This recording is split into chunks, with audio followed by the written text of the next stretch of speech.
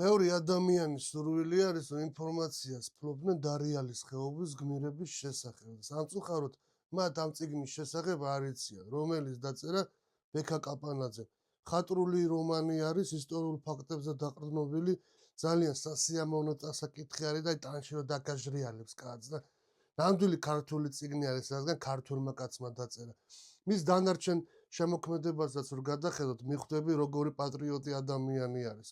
სულ რეალურ ფაქტებზე უწერია და სულ პრობლემებზე, რაც საზოგადოებაში არის და ჩვენ ქვეყანაში არის.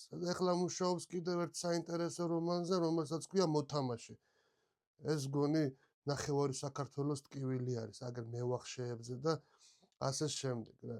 ვისაც სურვილი გაქვთ რომ შეიძინოთ მისი წიგნები, შედით საბას ელექტრონულ საიტზე და გადმოწერეთ და თუ არა გაქვთ ეს და გეზარებათ, ხო და არიცით როგორ დარეგისტრიროთ და ასე შემდეგ, მომწერეთ პირადში.